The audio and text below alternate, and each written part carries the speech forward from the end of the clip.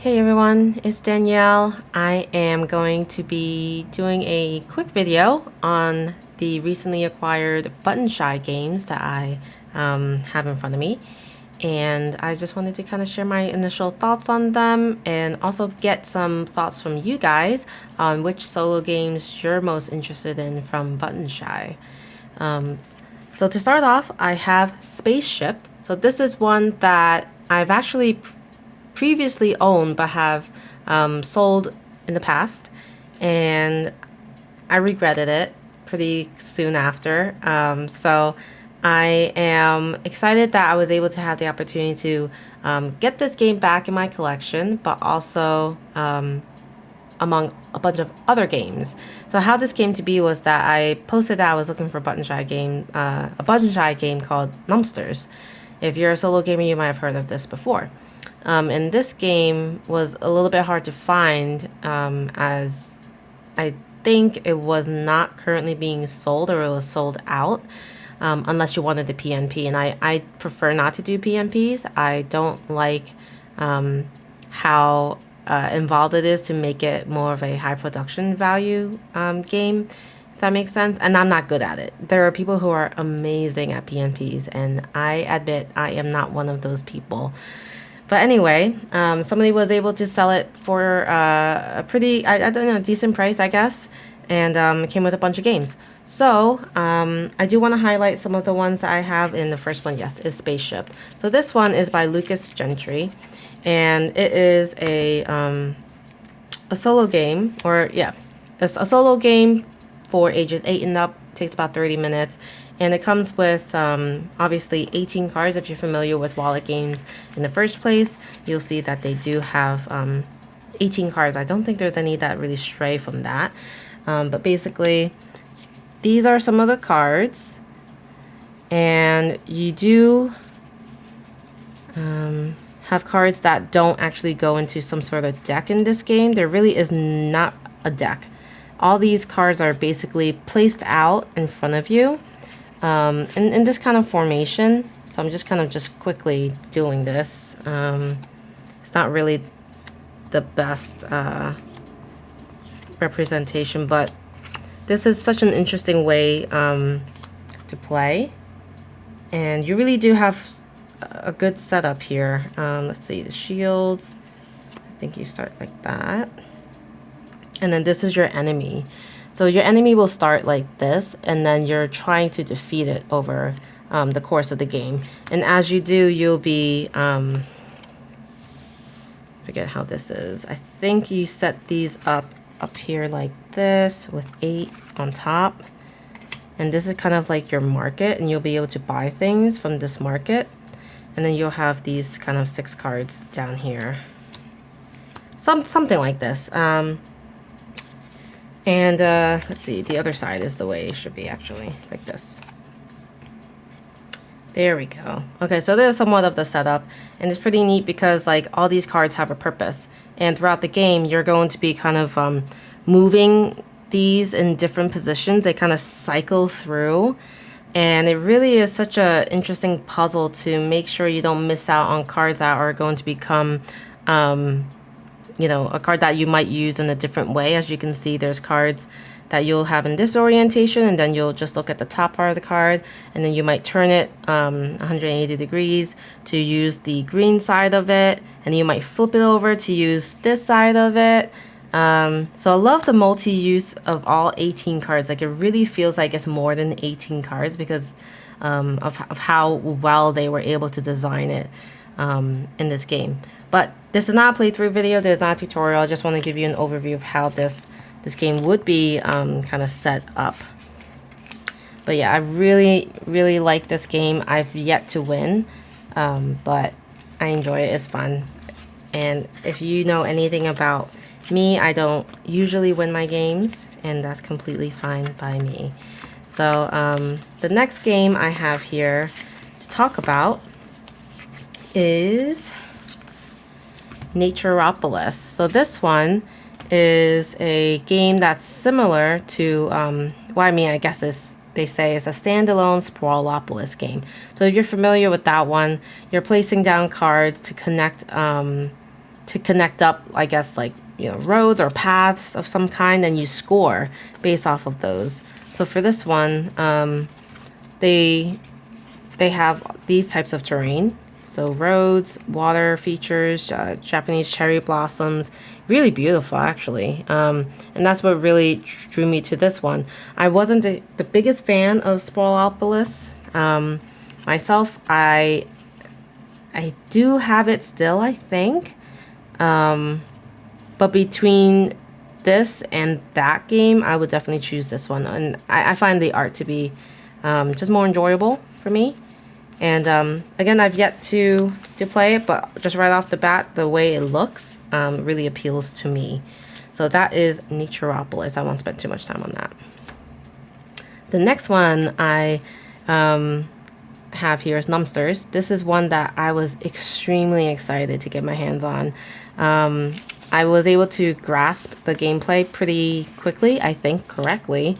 And I just also really like the silly art. And this is also a fun way for me to kind of bond with my son, although he's not going to be able to know how to play this. He's only 3. He's learning numbers and what the numbers are and double-digit numbers and everything. So these are such cute depictions of numbers. And I just thought, you know, for myself, the gameplay itself is very fun. Could get a game in within 10 minutes. And it's really not too complex, you know. But yeah, I appreciated the art so much in this, and I really wanted the high quality production of it that I would not be able to get as a PNP. So that's all I'll say about Numbsters.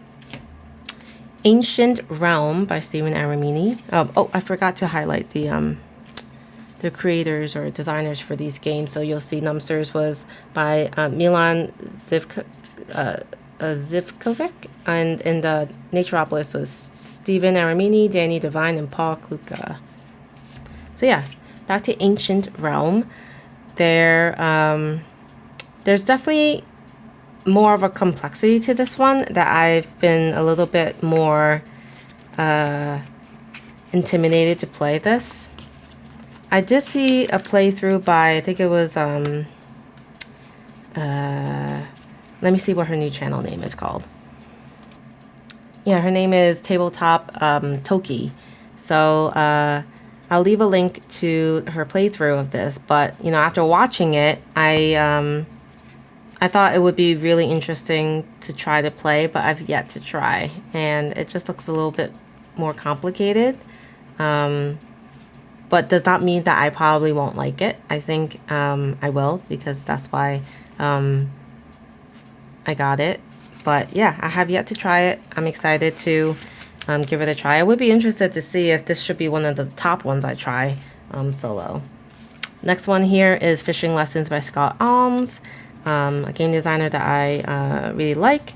And Fishing Lessons is one that I did a learning game of, and essentially you're trying to meet goals, and some of the cards here will tell you what the goals are. So at the end of the game, you'll want to have a certain amount of cards face up, specifically depending on the goals, what that would be. You have to look at it. And there's 6, I guess, goals that you could try in this game. And that's, I guess, the maximum replayability really with that. You'll be playing lesson cards and utilizing lessons to flip certain cards. And depending on those cards you flip, depending on the lessons you play, you'll know which cards to flip. So you're manipulating these cards that are in front of you and trying to get to this goal every turn. And once you do, that's how you win the game. So I really like the little fish art here. And then on the other side, you actually get to see the different types of fish and the labels for the fish, which I think are pretty neat. So yeah, that is Fishing Lessons. I found this one to be a very easy one to learn, but a hard one to master. I do have to get this out again sometime. Next we have Unsurmountable, another Scott Alms game. And this one I haven't tried, but it does look pretty interesting to me. So I'm sure this will show the formation. You're basically building a triangular mountain, and then I'm guessing there's just some rules and placements that you'll need to keep in mind when you place the cards down. So I don't imagine this game to be difficult to learn. I like the art as well. I'll just take some cards out to kind of show what they look like.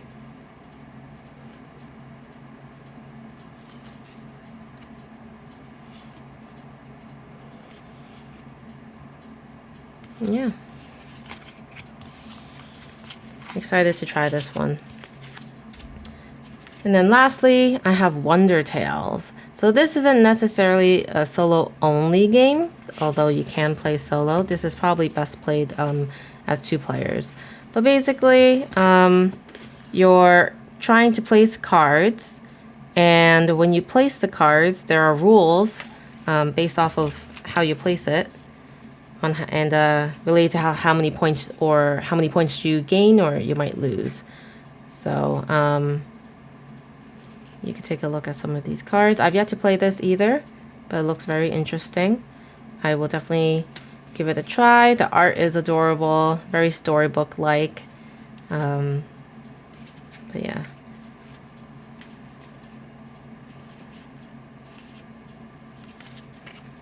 There you go. So that was kind of my quick overview of the recent Button Shy games that I got. I really hope you enjoyed it. I'm just trying out some new formats on my channel. I don't know if it's gonna stick, but I figure, you know, why not? I had some time after work. But yeah, out of all of these, I'd be interested to know like where you think you would start on your solo journey with Button Shy. Or if you already have some favorites, let me know what they are and I'll check them out if I don't already have them. But anyway, I always appreciate your support, your views, your comments. If you haven't subscribed already, definitely subscribe. Every little bit of support I truly appreciate. But with that, thank you for watching, and I'll see you guys next time. Bye.